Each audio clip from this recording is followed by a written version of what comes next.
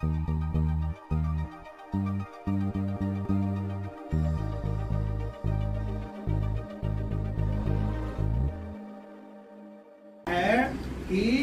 अपने अगुओं से ही सीख लो।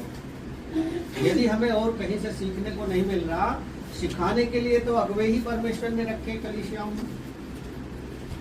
भजन संहिता 23 किसने पढ़ा? पढ़ा किसी ने 23? क्या कहता है? यहोवा चरवाहा मेरा, मुझे कुछ घटी न हो। हम आज का विषय है हमारा कि अगुवे जो सिखा रहे हैं, हम उनके अधीन हैं या हम उनसे सीख रहे हैं या कुछ उनके पास छोड़कर जा रहे हैं। यशा 50 अध्याय निकालेंगे, सब लोग निकाल लें। हाँ, और जिससे मैं कहूंगा वो ही पढ़ेगा। फिर सबके पास निकल गया, निकाल लिया। मिलेगा पिंकी में? इसमें नहीं, छोटे वाले में नहीं। जो छोटी नीली वाली किताब है उसके अंदर नहीं है। पढ़ो पिंकी में 50 का 10। तुम में से कौन है जो यहोवा का भय मानता है, उसके दास की बातें सुनता है, जो अंधियारे से चलता हो और उसके पास ज्योति न हो, वह यहोवा के नाम का भरोसा रखे और अपने परमेश्वर पर आशा लगाए रहे। बस एक आवेन पढ़ो। अब देखो, तुम सब जो आग जलाते और कौन सा पढ़ लो? 11 मत पढ़, खाली 10 को ही पढ़ना। तुम में से कौन है जो यहोवा का भय मानता और उसके दास की बातें सुनता है, जो अंधियारे में चलता हो और उसके पास ज्योति ना हो, वह यहोवा के नाम का भरोसा रखे। और आइए आंखें बंद करें। धन्यवाद हो प्यारे पिता, एक बार फिर से आपके पुत्र हमारे उद्धारकर्ता प्रभु यीशु के सामर्थ्य नाम का धन्यवाद करते हैं पिता। आज के इस वचन को सीखने के लिए आप हमारी सहायता करें। इन भाई बहनों को जो बैठे हैं तूने दिए हैं प्रभु, संसार की भीड़ में से जिनको तूने नाम लेकर बुलाया है और सेलेक्ट किया है प्रभु, उन भाई बहनों को ऐसी बुद्धि और समझ दे जो राजा सुलेमान के पास थी, ताकि ये सीखें, समझें और स्मरण रख सके प्रभु।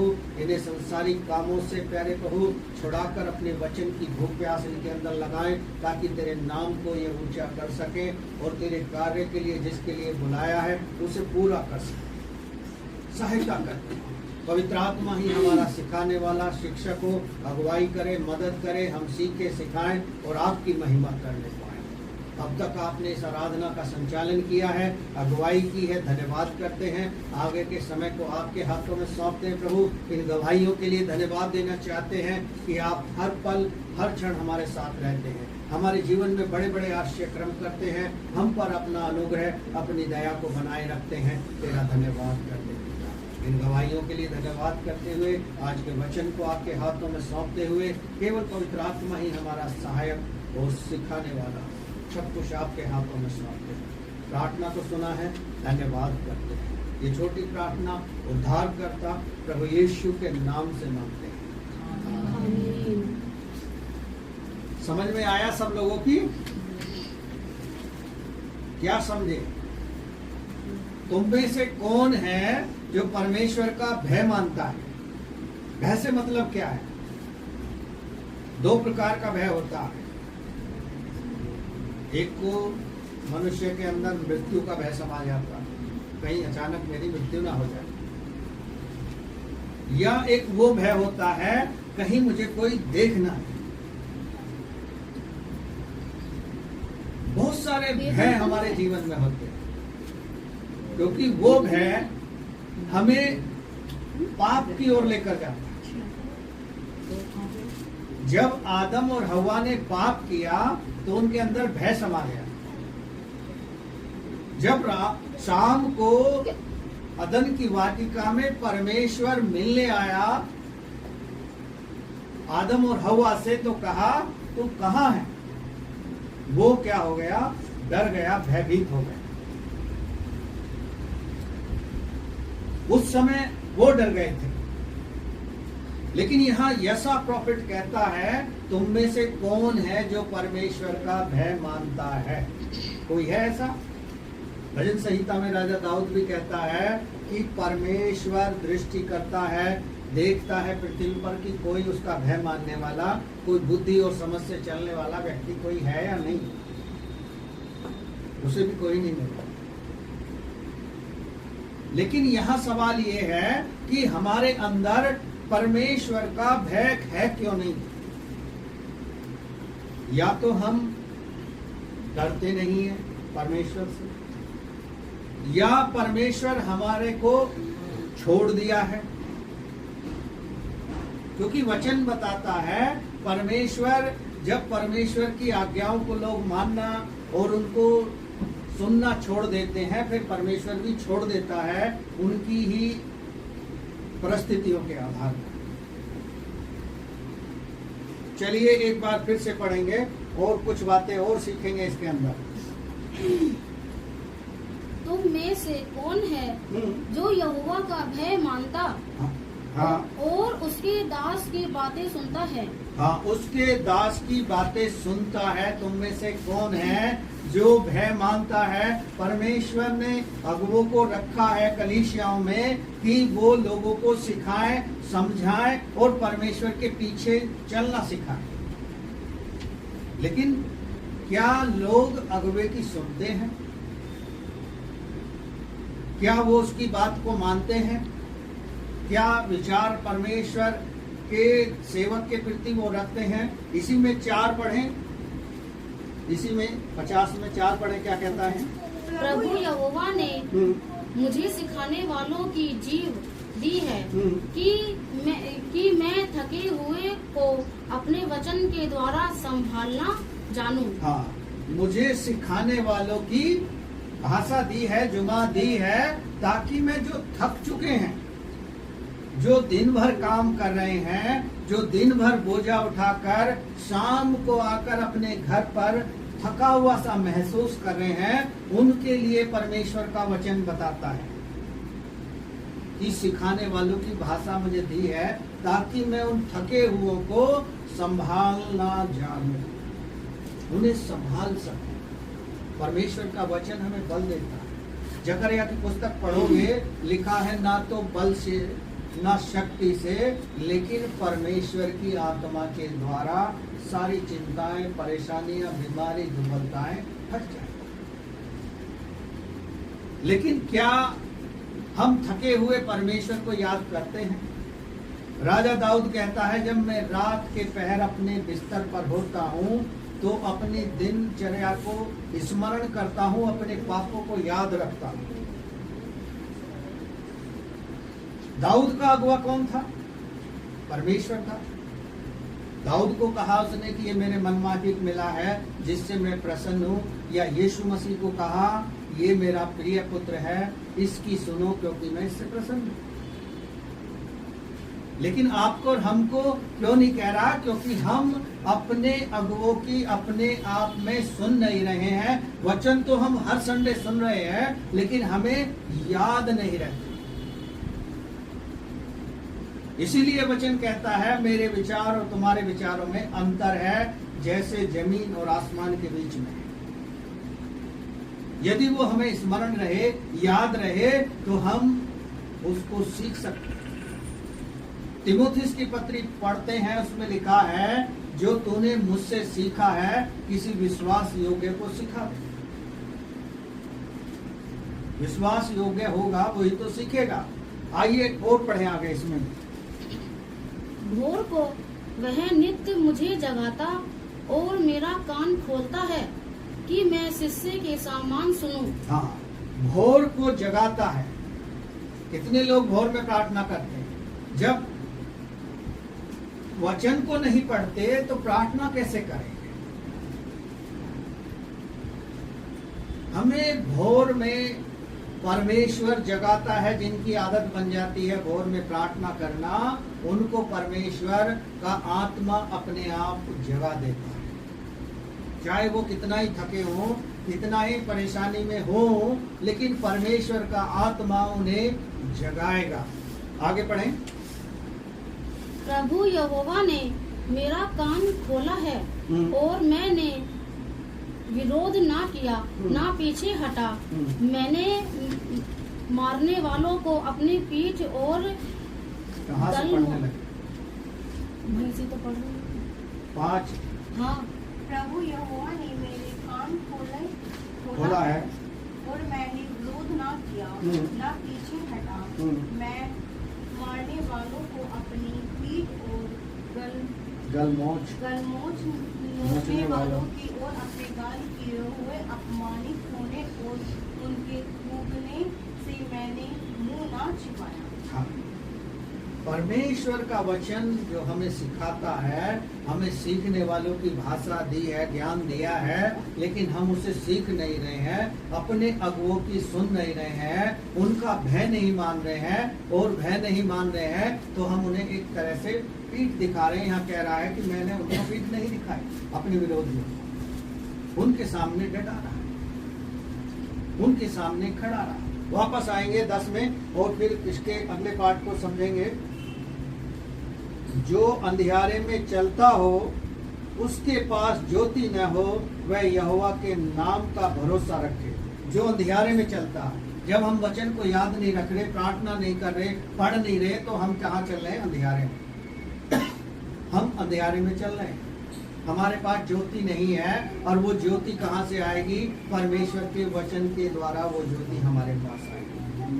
क्योंकि यीशु ने कहा, जगत की ज्योति मैं हूँ, जो मेरे पीछे हो लेगा वो अंधकार में भी ना चलेगा, वो अंधकार में नहीं चलेगा। लेकिन लोग ज्योति में होते हुए भी अंधकार में चल रहे हैं, परमेश्वर का भय नहीं मान रहे हैं, परमेश्वर के वचन को नहीं पढ़ रहे हैं, प्रार्थना नहीं कर रहे हैं। अब नहीं तो कब करेंगे? यीशु मसीह आने वाला है,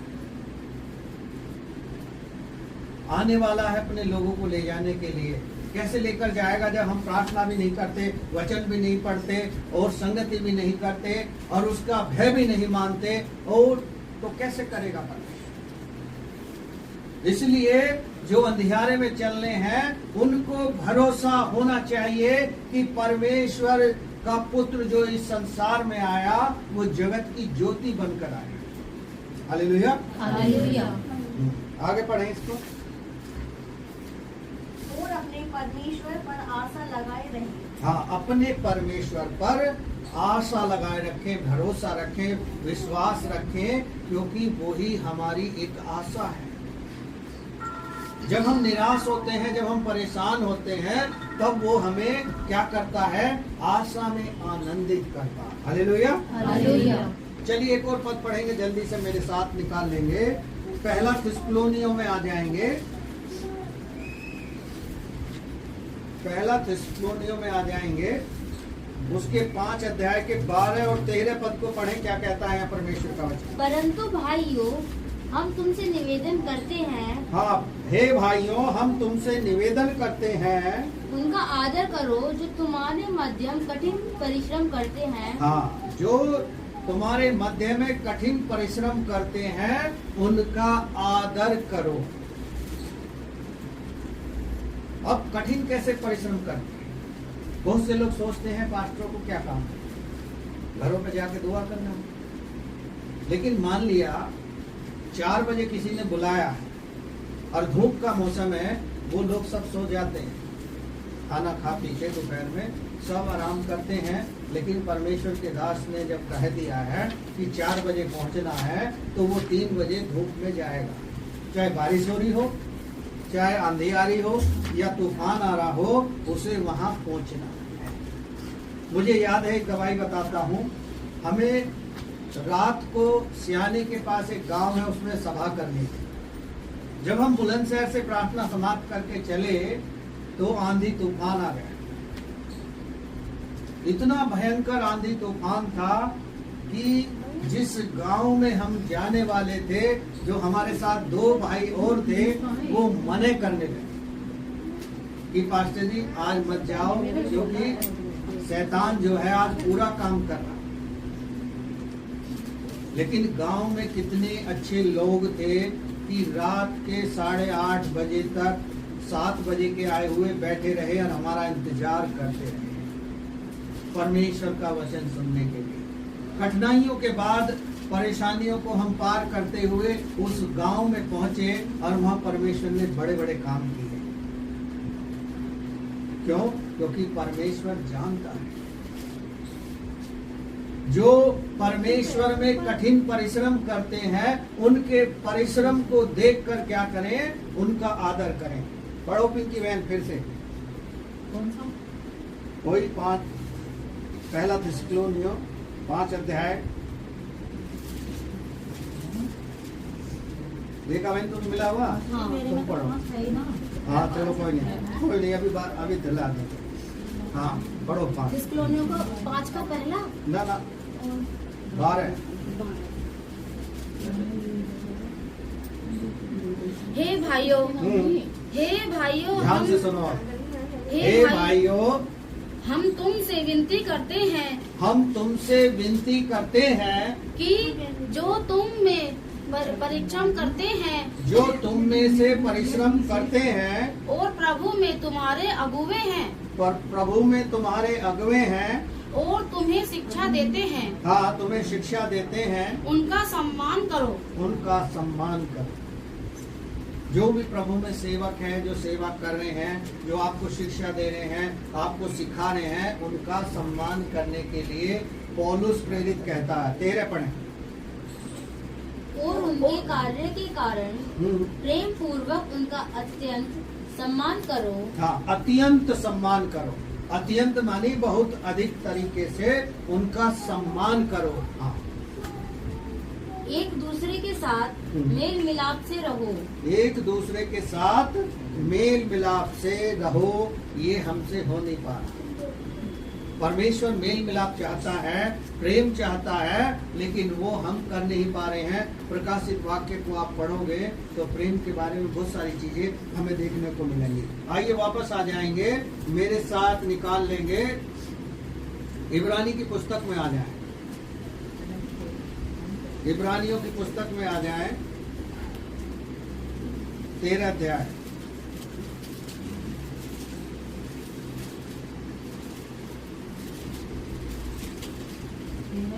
हाँ मिल गया इनकी बहन, आप मिला?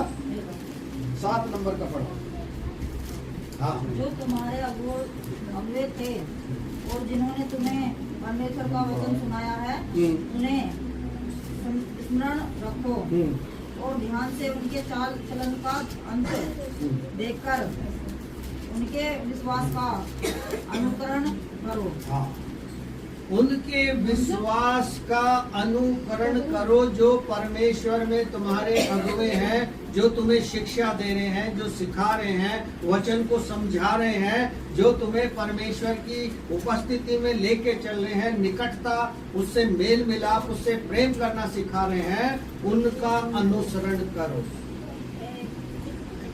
वचन में लिखा है, यीशु ने कहा मेरे पीछे हो ले, अपना क्रूस उठा और मेरे पीछे हो ले, क्योंकि परमेश्वर का पुत्र इस संसार के लोगों को सिखाने के लिए आया, उद्धार दिलाने के लिए आया, एक आशा लेकर आया कि अनंत जीवन मेरे पास है। हमें भी वो सिखा रहा है कि जो तुम्हारे अगुवे हैं उनका सम्मान करो, उनके अधीन रहो और उनका अनुसरण करो, उनके चाल चलन का।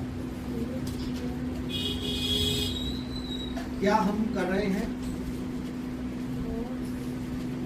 उनका अनुसरण कर रहे हैं, जो हमारे चाल चलन के अनुसार जो तुम्हारे अगुवे चल रहे हैं। हम इस बात को अनुसरण नहीं कर पाते।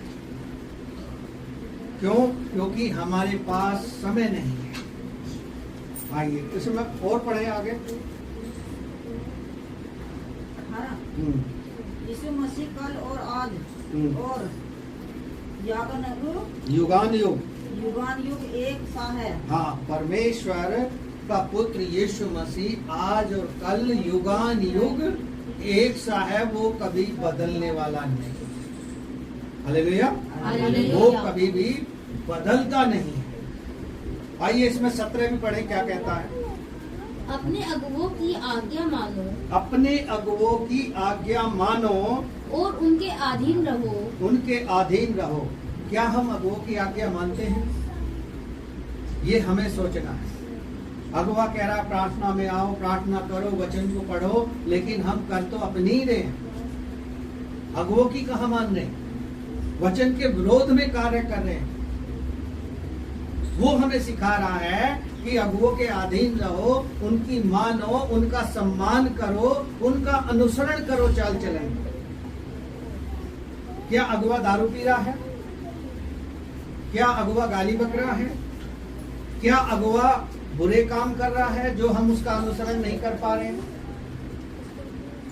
क्या कारण है कि हम उसके अधीन नहीं रह पा रहे हैं?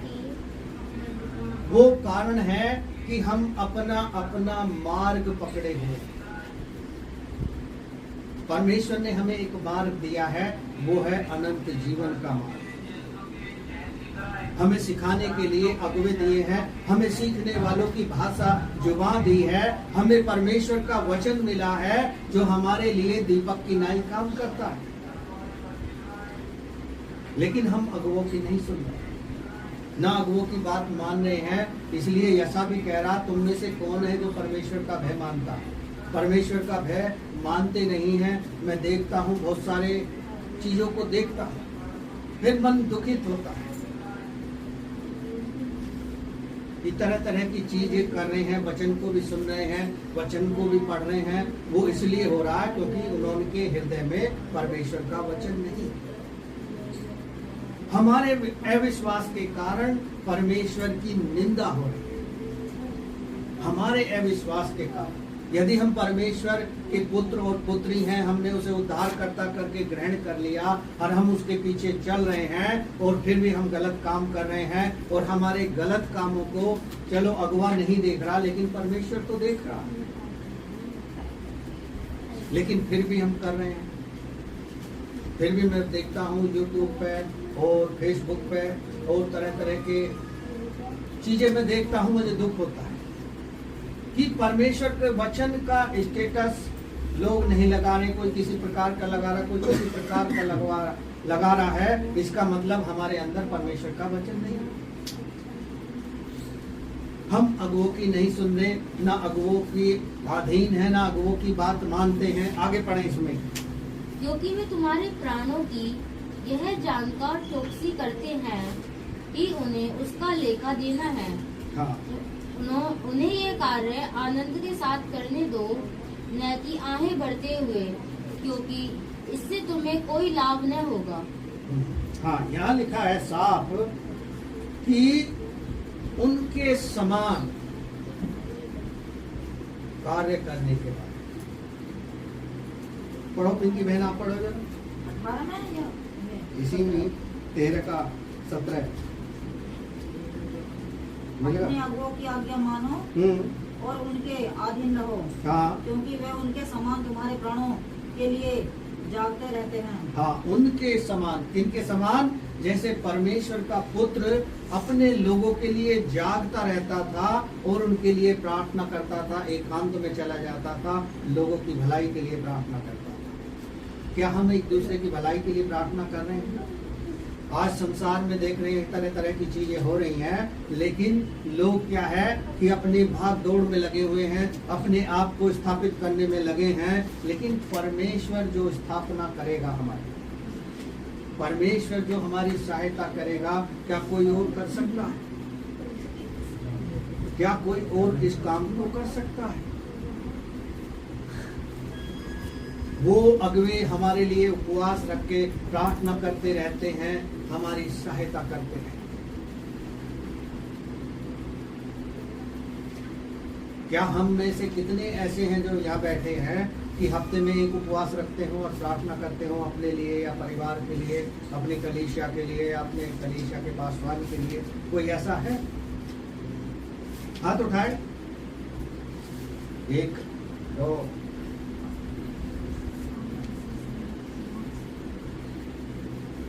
अब ऐसे समझेंगे या ऐसे समझेंगे? ये तो एक ये वाली बात होगी, सजा मिलेगी तो थोड़ी सी ही मिलेगी। डरो मत, क्योंकि परमेश्वर के अगुवे जो है कलीसिया के लिए रात दिन जागते रहते हैं, प्रार्थना करते रहते हैं। जब मैं प्रार्थना करता हूँ, बहुत सारी चीजें लोगों के लिए परमेश्वर मुझे दिखाता है, मैं उनसे फिर बोलता हूँ, फिर वो न जाने उस बात को सुनकर कैसे गुम से हो जाते हैं कि पता नहीं क्या कहना चाह रहे हैं। पिछले दिनों एक बहन को मैं बता रहा था कि परमेश्वर मुझे तुम्हारे बारे में कुछ दिखा रहा, बता रहा। मैंने कि आप आ जाओ। वो आज तक नहीं है, क्योंकि वो एक तरह से पजल्स हो चुकी है कि या तो मुझे बुलाना चाहते हैं इस बहाने, या फिर वो उस चीज से डरती है, समझना नहीं चाहती। परमेश्वर हमें बता देता है बातें, गुप्त वाली प्रकट कर देता है।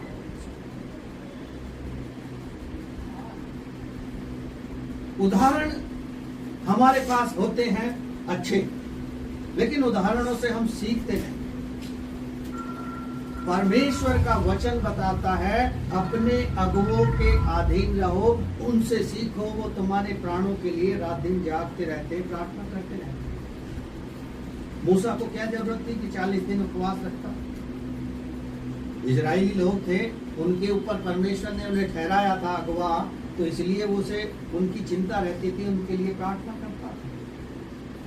मरियम ने हारून और मूसा के विषय में अनप शनाप बोल दिया, तो परमेश्वर के दास ने कहा, प्रभु इसको क्षमा कर। अगुवा कलीसिया के लोगों के लिए वो गलती पे गलती करते रहते हैं, वो क्षमा मांगता रहता है, लेकिन गलती करने वाला धड़ल्ले से करता, खुल के करता, डरता नहीं। लेकिन उसका अंत आप जानते हो क्या होगा?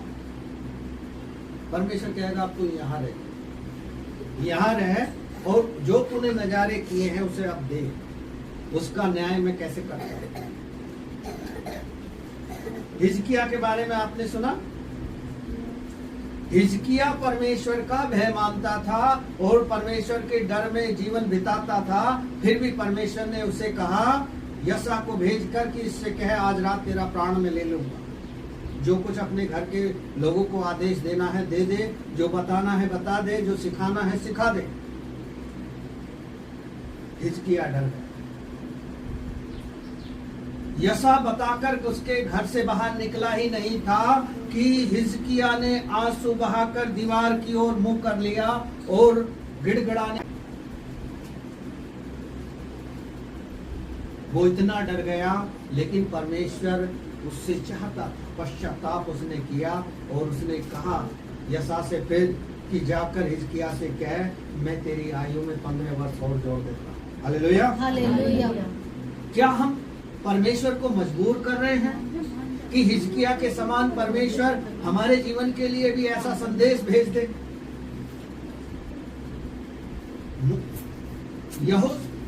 यशा ने कहा हिजकिया से कि जो तेरे घाव है उस पर क्या कर, अंजीर के पत्तों का मरहम बना और उसे अपने घाव पे बांध दे तो ठीक हो जाए।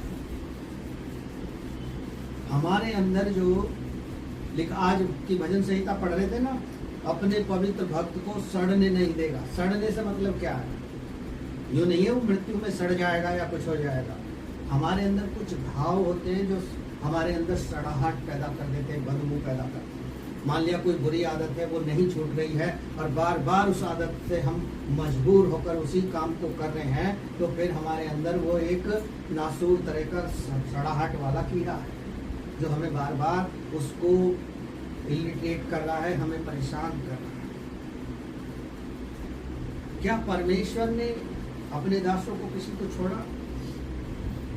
मूसा को दंड दिया, दाऊद को भी दिया, उसने पाप कर दिया दाऊद ने तो उसको दंड दिया। मूसा को दंड ये दिया कि तू उस देश में नहीं जा पाएगा, लेकिन आप और हम उस दंड से नहीं डरते। फिर भी हम अपनी मनमानी चाल दौड़ते रहते हैं, करते रहते हैं। क्यों? क्या परमेश्वर को हल्की बात समझ रहे हो आप? परमेश्वर को यदि हम हल्के में ले रहे हैं तो अभी तक हम अंधकार में जीवन बिता रहे हैं, ज्योति तक अभी हम नहीं पहुंचे। किसी भी बात की चिंता मत करो, परमेश्वर का वचन कहता है। लेकिन हमें फिर भी चिंता रहती है, चिंता चिंता चिंता करके हम अपने आप को चिंता का गुलाम बना। लेकिन क्या परमेश्वर हमें संदेश देना चाहता है? परमेश्वर हमें संदेश देना चाहता है। आइए वापस आ जाएंगे। इसलिए कहता है कि उनके समान तुम्हारे प्राणों के लिए जागते रहते हैं, जिन्हें लेखा देना पड़ेगा। अब कलीसिया के लोग समझेंगे कि पास्टर को ही लेखा देना, हमें तो देना नहीं है। लेकिन भजन संहिता 32 पढ़ लेना, लिखा है प्रत्येक को अपना लेखा देना है। रोमियो 10 अध्याय को पढ़ लेना, वहां भी लिखा है हर जाति का घुटना टेकेगा, हर एक को लेखा देना होगा। हालेलुया। चलिए एक और पद पढ़ेंगे जल्दी से के साथ। यहेजकेल की पुस्तक निकालें पुराने नियम में।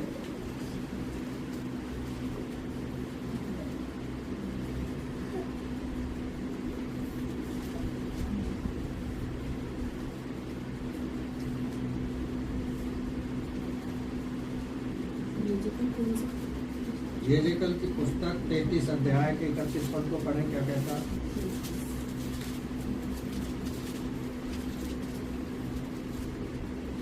वे प्रजा के समान तेरे पास आते और मेरी प्रजा बनकर तेरे सामने बैठकर तेरे वचन सुनते हैं, हाँ। परंतु वे उन पर चलते नहीं। हाँ, वो मेरी प्रजा के लोग हैं, तेरे सामने आते हैं, तेरे वचन को सुनते हैं, लेकिन उन पर चलते नहीं। पिंकी बहन मिला नहीं मिला? वो तो मेरे क्या नंबर कौन सा? 33 का 31 33 का 31 पढ़ो।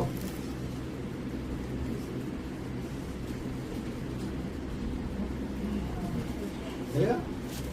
हाँ पढ़ो, ध्यान से सुनो।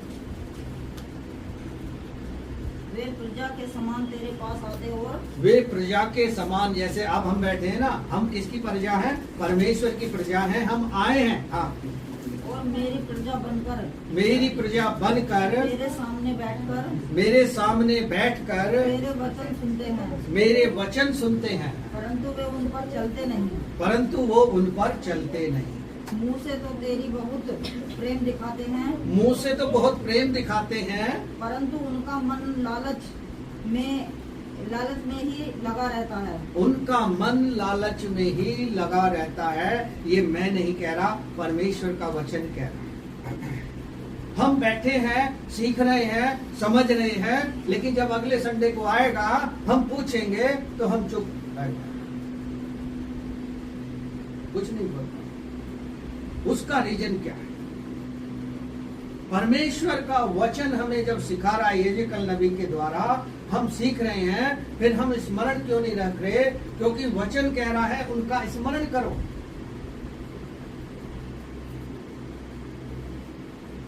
मानते हैं कि आप लोग जॉब पर जाते हैं, काम करते हैं, सारी चीजें करते हैं, लेकिन थोड़ा थोड़ा समय परमेश्वर को दो। थोड़ा समय परमेश्वर को दोगे तो परमेश्वर ही आपको उस थोड़े समय के बदले कुछ देगा। लिखा है, गीत गाते हैं ना, थोड़ा समय है बाकी, सेवा भी है काफी, हम रुके नहीं, हम थके नहीं, यीशु है हमारा साथ। तो परमेश्वर का वचन हम यहाँ सुनने को आए हैं, सीखने को आए हैं, लेकिन हम उनको सुनते हैं, लेकिन उन पर चलते नहीं। चलने से मतलब है, भजन संहिता 39 में लिखा है, मैं अपने चाल चलन के विषय में चौकसी करूंगा, लेकिन हम चौकसी करते नहीं। अय्यूब कहता है कि मैं गलत काम नहीं करूंगा, मैं अपने परमेश्वर के विरोध में नहीं बोलूंगा, लेकिन फिर भी हम करते हैं। हालेलुया। आइए एक और पद जल्दी से पढ़ेंगे मेरे साथ। इफिसी की पुस्तक में आ जाएंगे, 3 अध्याय को निकालें।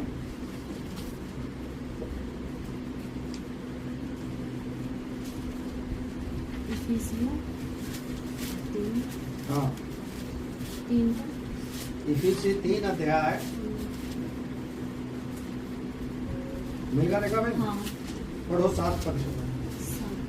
मैं परमेश्वर के अनुग्रह के उस दान के अनुसार जो उसकी सामर्थ्य के प्रभाव के अनुसार मुझे दिया गया उस सुसमाचार का सेवक बना। हाँ, उसका अनुग्रह, किसका? परमेश्वर का जो अनुग्रह आप पर हम पर होता है, वो टैलेंट, वो दान हमें मिला है कि जिसके लिए हम उसके सेवक बने हैं। हेलो, क्या बने हैं? उसके सेवक बने हैं। इसमें 16 और 17 पढ़े, क्या कहता है? गैस वाली है से? जी, बताइए।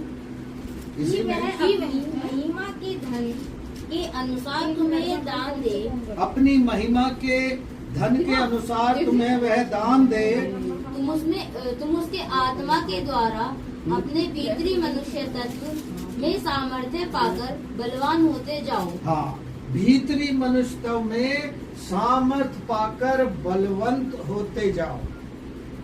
भीतरी मनुष्य क्या है? अंदर जो हमारे गड़बड़ चल रही है, जो हमें करने नहीं दे रही है, जो हमें खाने नहीं दे रही है, जो हमें पीने नहीं दे रही है, वो गड़बड़ को हमें दूर करें। जब हमें खाना अच्छा नहीं लगता है तो हम कहाँ जाते हैं? जल्दी से डॉक्टर को बुलाते हैं ना, उसके पास जाते हैं कि जी कुछ भी खा रहा हूँ, मुझे अच्छा नहीं लग रहा, टेस्टलेस लग रहा, स्वाद नहीं आ रहा। लेकिन जब हम परमेश्वर के वचन को खा ही नहीं रहे तो हमें स्वाद कहाँ से आएगा? हम भीतरी मनुष्यता में बलवंत कैसे होंगे? कुरिन्थियों में कहता है पौलुस, हम अंश अंश करके परमेश्वर में बदलते जाते हैं। लेकिन लगता है कि हमने और आपने कसम खा ली है कि हम नहीं बदलेंगे, हम नहीं बदलेंगे। लेकिन परमेश्वर है कि बदलना चाहता है तो बदल कर रहेगा। आप चाहे हंस के बदलवाएं अपने आप को, चाहे रोते हुए बदलवाएं, क्योंकि परमेश्वर का वचन कहता है साफ कि वो बदलना चाहता है। भीतरी मनुष्य में बलवंत होते जाओ। 17 पढ़े इसके। और विश्वास के द्वारा मसीह तुम्हारे हृदय में बसे। हाँ, मसीह तुम्हारे हृदय में बसे, ना कि अन्य चीजें हमारे हृदय में बसे।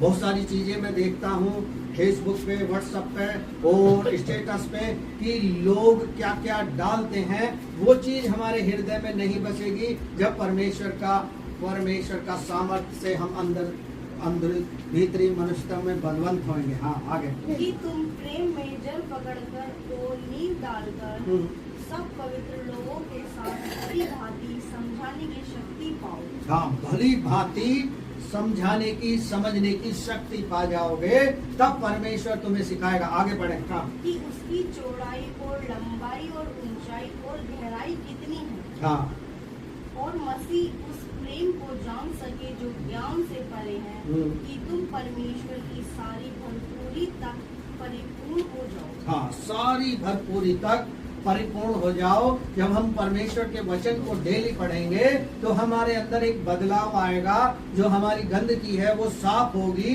और हम परमेश्वर के वचन के अनुसार अपने जीवन को बिताने की कोशिश करेंगे, उसके भय में चलने की कोशिश करेंगे, उसका भय मानना सीखेंगे, जो ऐसा कहता है कि तुम में से कौन है जो परमेश्वर का भय मानता।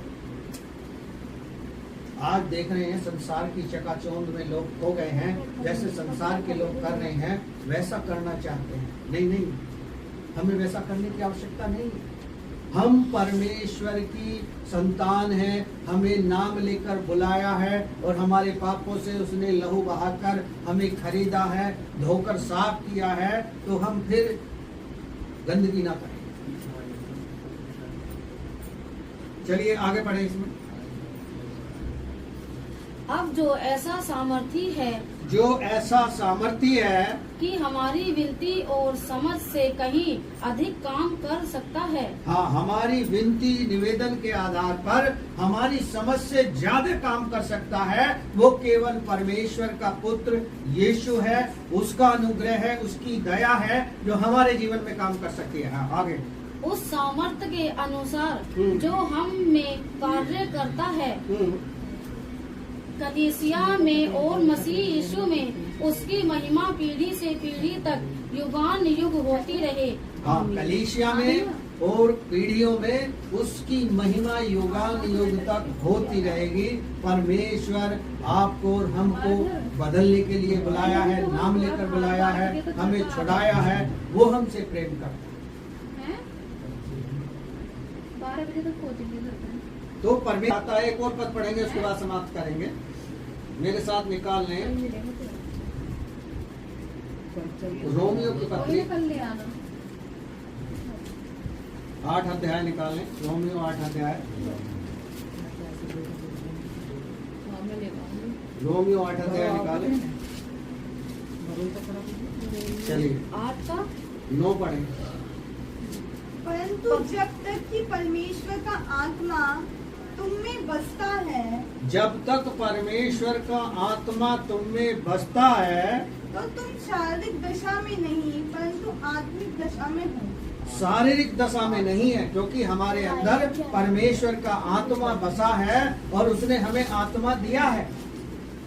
अब हम शारीरिक मनुष्य नहीं रहे, हम परमेश्वर के लोग हैं, परमेश्वर का भय मानते हैं, उसका वचन हमारे हृदय में है, उसके अगुवे हमारे लिए रात दिन प्रार्थना कर रहे हैं और हमारी परेशानियों के लिए, हमारी बीमारियों के लिए, हमारी बाधाओं के लिए, हमारी समस्याओं के लिए, लेकिन हम अपनी मनमानी चाल चलते। आगे बढ़े। यदि किसी में मसीह का आत्मा नहीं, यदि किसी में मसीह का आत्मा नहीं, किसमें नहीं है? जो परमेश्वर के भय को नहीं मानते, उसकी आज्ञा का पालन नहीं करते, उसके वचन को नहीं पढ़ते, उससे प्रार्थना नहीं करते, उसके साथ समय नहीं बिताते। हाँ, तो वह उसका जन नहीं। हाँ, यदि मसीह तुम में है, तो देह पाप के कारण मरी हुई है, परंतु आत्मा धर्म के कारण जीवित है। हाँ, यदि हमारी देह में पाप है तो हम मरे हुए हैं और धर्म के कारण आत्मा हमारे अंदर जीवित रहती है, क्योंकि परमेश्वर का वचन हमारे अंदर है और उस वचन के कारण हम शुद्ध हैं। यूहन्ना 3 अध्याय में भी कहता है निकोदेमस से यीशु मसीह, जब तक कोई जल और आत्मा से न जन्मेगा परमेश्वर के राज्य को नहीं देख सकता। जल है परमेश्वर का वचन, वो जल अलग है जिससे हम बपतिस्मा लेते हैं, लेकिन ये जल है परमेश्वर का वचन, जो हमारे विचारों को, जो हमारी सोच को, जो हमारी गंदगी को साफ करता है। इसलिए परमेश्वर का वचन कहता है, अगुओं के अधीन रहो, उनको सम्मान करो, उनका आदर करो। हालेलुया। हालेलुया। इसके सेकंड पार्ट को अगले संडे देखेंगे। आइए